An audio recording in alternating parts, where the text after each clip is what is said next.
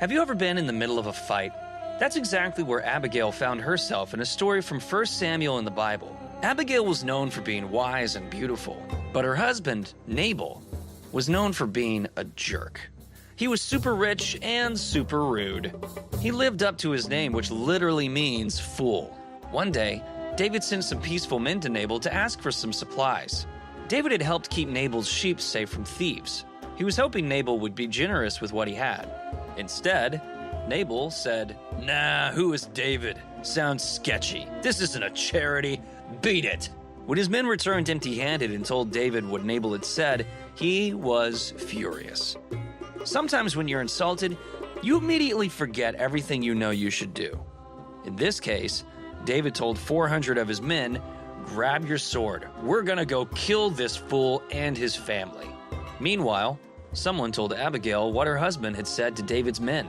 She knew a fight was coming to her doorstep.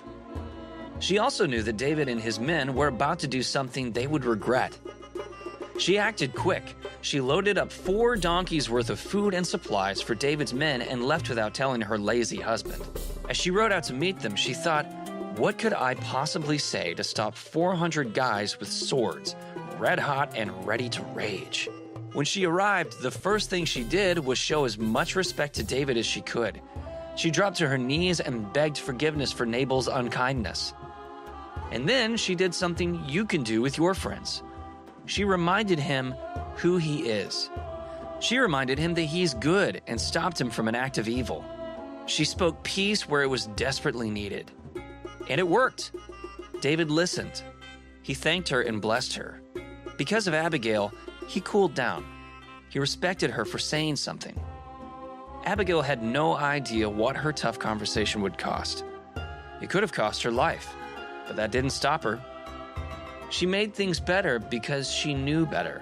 She spoke up. What Abigail did was pretty gutsy.